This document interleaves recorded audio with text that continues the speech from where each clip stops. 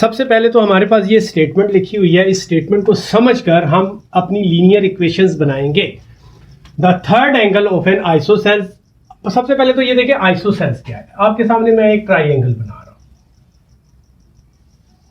इस ट्राइंगल में ये वाली साइड और ये वाली साइड इक्वल होंगी, यानी कि कोई सी दो साइड्स आपस में इक्वल होती हैं और उनके रेलिवेंट एंगल्स भी आपस में इक्वल होते हैं। जैसे ये थोड़ी सी, मेरा ख्याल है कि ये तीनों ही एक जैसे लग रहे हैं, मैं इसको दोबारा से बनाता हूं, ये और ये देखिए, ये और ये साइड इक्वल है और ये वाली साइड इनके इक्वल नहीं है बल्कि इससे छोटी है। तो अब मैं आपको बताता हूं, इसमें एक एंगल है x, एक एंगल है y और एक एंगल है z, यही थर्ड एंगल है। First angle, second angle and third angle. अब क्योंकि x is equal to y है तो हम कह सकते हैं x is equal to x या y is equal to y, क्योंकि दोनों आपस में इक्वल है ना। x की वैल्यू y है, y की वैल्यू x है, तो x is equal to y, x is equal to x हम लिख सकते हैं। तो अब हम इसकी बनाते हैं, वो क्या नाम है, फर्स्ट एंगल लेट कर लें। फर्स्ट एंगल है हमारे पास x, सेकंड एंगल हमारे पास है y डिग्री और थर्ड एंगल हमारे पास है z डिग्री। तो अब हम लिखते हैं अकॉर्डिंग टू गिवन कंडीशंस। अब हम कंडीशन देखते हैं क्या है। द थर्ड एंगल, यानी कि थर्ड एंगल जो है of an isosceles triangle is 16 degree less than the sum of the two equal angles. Two equal angles कौन है, x प्लस वाई, यानी कि x प्लस वाई का अगर हम सम लें उसमें 16 डिग्री लेस है कौन, z, ठीक है। x और y का अगर आप सम ले लें उसमें से 16 माइनस करें तो वो z के इक्वल आ जाता है। ये बन गई इक्वेशन हमारे पास 1। अब हम इसको हम फर्दर प्रोसेस करते हैं तो हमारे पास आएगा x प्लस वाई।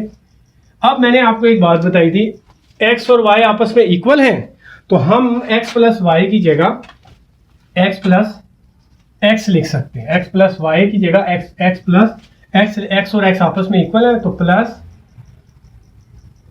माइनस 16, तो z हमारे पास आया 2x माइनस 16, ठीक है। तो अब हम क्या करेंगे, 16 को उठा के इधर ले आए, प्लस हो जाएगा, 16 इधर आके प्लस हो गया, और z को उठा के उधर ले जाएं तो z प्लस का है, इधर आके माइनस का हो जाएगा। अब इक्वेशन सीधी कर लेते हैं, 2x minus z is equal to 16 के है, ये इक्वेशन नंबर 1 बन गई। अब हम बनाएंगे इक्वेशन नंबर 2। इक्वेशन नंबर 2 बनाने के लिए क्या करेंगे, according to the given condition हम लिख चुके। अब x plus Y plus z is equal to 180। आपको पता होगा कोई भी ट्राइंगल हो उसके तीनों एंगल्स का जो सम होता है वो होता है 180 डिग्री के। अब क्योंकि x प्लस वाई जो है वो x प्लस एक्स भी हम लिख सकते हैं, क्योंकि x और y आपस में इक्वल है ना, तो x प्लस y की वैल्यू x है तो y की वैल्यू मैंने x लिख दी, तो ये आया 180। 2x plus z is equal to 180, तो ये इक्वेशन नंबर 2 बन गई, ठीक है। अब हम इसको सॉल्व करना, यहां तक तो बात होगी, इक्वेशन कंडीशन हमने बना ली। तो पहले हम इसको सॉल्व करेंगे मैट्रिक्स इन्वर्जन मेथड से। बाय मैट्रिक्स इन्वर्जन मेथड लिख लें, बाय मैट्रिक्स इन्वर्जन मेथड। तो मैट्रिक्स इन्वर्जन मेथड में हम क्या करेंगे, हम सबसे पहले इस इक्वेशन को हम लिख लेते हैं वैसे ही, ताकि आसानी हो जाए हमारे पास। वहां से देख के डायरेक्ट लिख दें तो फिर ज़रा प्रॉब्लम हो सकती है। तो हमने करना क्या है, क्वेश्चन नंबर 1 वाला माहौल हमने बना लिया। अब देखें आपके पास, समझेंगे ये क्वेश्चन नंबर 1 में जैसे आपके पास सारे गिवन थे वो आपके पास है। तो इसमें मैट्रिक्स इन्वर्जन मेथड में क्या करते हैं, ए मैट्रिक्स एक बनाते हैं, इसके कोएफिशिएंट्स को लिखकर 2 -1, ये वाला 2 और ये +1, और उसके बाद x हमारे पास क्या है, वेरिएबल्स हमारे पास x और y, और b हमारे पास जो राइट हैंड साइड में जो भी होता है वो b है हमारा, तो ये आ गया 180। तो अब देखें जी, एक फार्मूला मैट्रिक्स इन्वर्जन मेथड में यूज होता है ax is equal to b, तो a इनवर्स b, ठीक है जी। x अपनी जगह पर या a उधर जाके a इनवर्स हो गया, यानी कि आपके पास a इनवर्स होना, इस फार्मूले तक पहुंचने के लिए आपके पास a इनवर्स होना चाहिए। a इनवर्स मालूम करने के लिए आपको दो चीजें आपके पास होनी चाहिए, a मॉड और एडजॉइंट a। तो इसका मतलब ये हुआ, पहले हम इधर एडजॉइंट ए और ए मार्ट मालूम करेंगे। देखें क्या आता है। ए मार्ट हमारे पास क्या है, ये 2 - 1 2 और 1। देखें डायगोनल को मल्टीप्लाई करें, 2 × 1 माइनस लगाएं अपने पास से, और नॉन डायगोनल -1 और 2। तो ये हमारे पास आया ए मार्ट इज इक्वल टू, तो ये आप लगा दें 2 1s are 2 -+ 2 1s are 2, 2 और 2 कितने हो गए 4। ए मार्ट हमारे पास आ गया 4। अब हम एडजॉइंट ए फाइंड करेंगे। एडजॉइंट ए के लिए हमने क्या करना है, this is very simple. Diagonal की जगह चेंज करनी है। ए को देखें, डायगोनल की जगह चेंज करें, 1 को 2 की जगह, 2 को 1 की जगह। तो ये आ गया 1 इधर 2 इधर, जगह चेंज होगी, इनकी स्वैप कर दी हमने। और इनके नॉन डायगोनल के हमने क्या करना होता है, साइन चेंज करनी। तो ये प्लस का माइनस का 1 इधर हो गया, प्लस का 1 माइनस का 2 हो जाएगा, क्योंकि ये प्लस का था। ठीक है, अब हम ए इनवर्स फाइंड कर सकते हैं। ए इनवर्स का फार्मूला क्या होता है, 1/a मार्ट और एडजॉइंट ए। तो 1/a मार्ट हमारे पास क्या निकला था 4, और एडजॉइंट है हमने क्या फाइंड करके, अभी हम हटे यहाँ से 1 1 -2 और 2। ठीक है, ये ए इनवर्स। अब हम अपना फार्मूला लगा लेते हैं, very simple. ax is equal to A inverse into B. तो x is equal to A inverse हमारे पास क्या आया, ये आया ना। इसको आप अपलोड कर दें यहाँ पर एज इट इज, यहाँ से देख के यहाँ लिख दें 1 और 1 -2 और 2 मल्टीप्लाई बी। हमारे पास क्या है, बी हमारे पास है जो राइट हैंड साइड में आया था 16 और 180। अब इनको मल्टीप्लाई कर लें, 1/4 मल्टीप्लाई करेंगे तो क्या आएगा, यहाँ पे देखिए 2 रो है हमारे पास, 1 और 1 है, -2 और 2 है, 1 और 1 एक रो है, और दूसरी रो हमारे पास है -2 और 2। इन दोनों को ही हमने इसी कॉलम से मल्टीप्लाई करना है, क्योंकि हमारे पास एक ही कॉलम है, 16 और 180 और 16 और 180। फर्स्ट को फर्स्ट के साथ, सेकंड को सेकंड के साथ, फर्स्ट को फर्स्ट के साथ और सेकंड को सेकंड के साथ। 116 16 बिल्ट इन प्लस हमारे पास है, और 180। अब माइनस का 2 है और 16 माइनस का 32 आ जाएगा, और 2 को 180 से मल्टीप्लाई करें तो हमारे पास क्या आता है 360। ठीक है, तो अब इनको आप करें माइनस, देखें क्या आता है, एक को प्लस करें एक को माइनस करें, तो ये तो हमारे पास आ गया 196, और इनको हमारे पास करके क्या आया 360 में से 32 माइनस करें, 10 में से 2 निकालें 8, 5 में से 3 निकालें 2, और ये आ गया 328। ठीक है,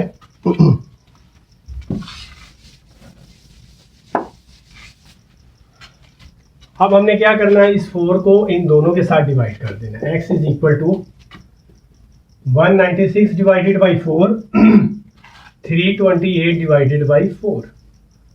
तो ये हमारे पास आता है। अब एंड पे मैंने आपको कहा था x की जगह x ना लिखा करें, बल्कि x किसके इक्वल है, x जो है वो है स्मॉल x और स्मॉल y वेरिएबल्स के इक्वल है। ठीक है, यही दो वेरिएबल्स है ना जिन्होंने हमें बताना है कि कौन से एंगल्स हैं। तो 4 4s are 16, 3 उधर चला गया, 4 9s are, ठीक है, और 4 8s are और 4 2s are। ये कैलकुलेटर में आप कर लेना, आपको पता चल जाएगा। मुझे तो टेबल आते हैं तो मैं कर लेता हूँ। तो x इज इक्वल टू क्या आया 49 डिग्री और y is equal to 82 degree. ये हमने एक छोटी सी गलती की है, इधर मैंने y मुझे नहीं लिखना चाहिए था, यहाँ पे मुझे लिखना चाहिए था z। यहाँ पे आप कर लें z, ठीक है। बस इतना सा एक काम करना छोटा सा, क्योंकि x और y तो आपस में इक्वल है ना। वो डायग्राम मैंने आपको बना के समझा दी थी। यहाँ मेरे से गलती क्योंकि ना पहियाँ आता नहीं जाती है, वो शुरू से हम करते आ रहे हैं x y, x z कर दें तो एंड में आप यहाँ पे ले आए x और z और यहाँ कर दें z। यानी कि जो थर्ड एंगल है वो 82 डिग्री है, फर्स्ट एंगल जो है वो 49 है। अब आपको पता होना चाहिए y is equal to x के है, तो y इज इक्वल टू क्या हो गया 49।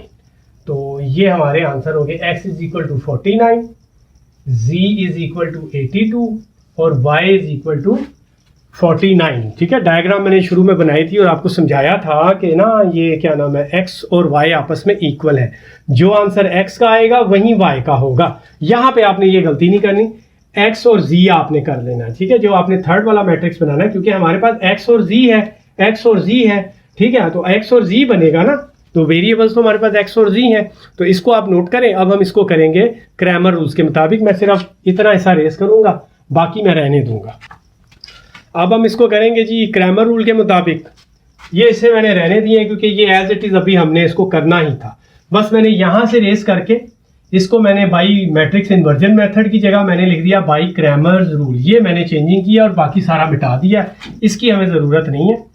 ठीक है, जब हम ए एक्स, पहले हम ए एक्स और ए वाई फाइंड करते थे ना, अब हम ए एक्स और ए जी फाइंड करेंगे। यहाँ पे ये फ़र्क पड़ेगा। ठीक है, मैंने लिखा इसलिए है, अपने आप को याद दहानी करवाई, क्योंकि मेरी आदत है मैंने ए एक्स और ए वाई ही कर देना था।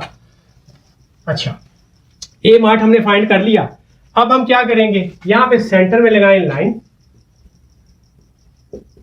ए एक्स और यहाँ लगाएं ए वाई। ये भी एक सॉर्ट ऑफ डिटर्मिनेंट है। तो आप ए एक्स कैसे फाइंड करते हैं, बी को दोनों तरफ लिखते हैं। फर्स्ट में जब लिखेंगे तो बी को हम फर्स्ट में कर देंगे, और जब सेकंड वाला बनाएंगे तो बी सेकंड में लिख देंगे। ठीक है,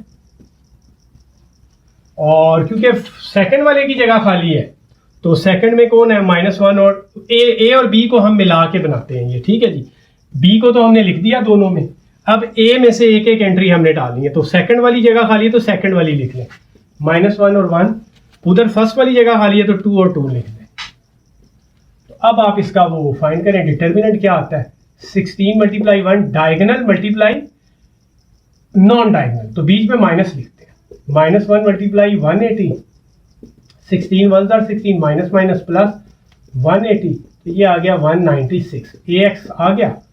अब देखें ना, मैंने ये ए जी लिख दिया है, ए जी। अब हम क्या करेंगे, ए जी के लिए डायगोनल 2 × 180 माइनस अपने पास है, और नॉन डायगोनल 16 × 2, तो 180 × 2 कितना आया जी, 360 माइनस 32। तो ए जी हमारे पास क्या आएगा, 360 में से 32 निकाल दें तो कितना आएगा, 10 में से 2 निकालें 8, 5 में से 3 निकालें 2, और ये 3 वैसे ही हो गया, तो 328 आ गया। अब हम कैसे ए एक्स फाइंड करेंगे, ए एक्स ओवर ए मार्ट, और जी फाइंड करने के लिए, क्योंकि ये ए जी है तो यहाँ जी रहने दें, ए जी ओवर ए मार्ट। ए एक्स हमारे पास क्या है, 196 डिवाइडेड बाई 4, ए मार्ट हमारा 4 है एक्स, तो ये आप कटिंग कर दें, 4 4 are 16, 3 कैरी हो गया, 4 9 are, यानी कि ये एक्स डिग्री जो फर्स्ट एंगल है, और थर्ड एंगल जो है वो क्या आएगा, 328 divided by 4, 4 9s are 4 8s are 4 8s are 32, 4 2s are 8, तो z जो है वो हमारे पास आया 82। थर्ड एंगल हमारे पास क्या आया, 82। तो अब हमें पता है कि जो सेकंड एंगल है वो y के इक्वल है, तो y इज इक्वल टू, मैंने वेरी फर्स्ट आपको जब डायग्राम बनाई थी समझाया था कि y और x आपस में किस तरह से इक्वल है। तो y is equal to X, y is equal to X, तो अब y इज इक्वल टू क्या आएगा, x की जगह x की वैल्यू लिखते हैं, इसका मतलब है x और y इक्वल है, तो 49 दोनों हो गए, और z जो है वो 82 डिग्री है। तो अब हम करेंगे क्वेश्चन नंबर 5।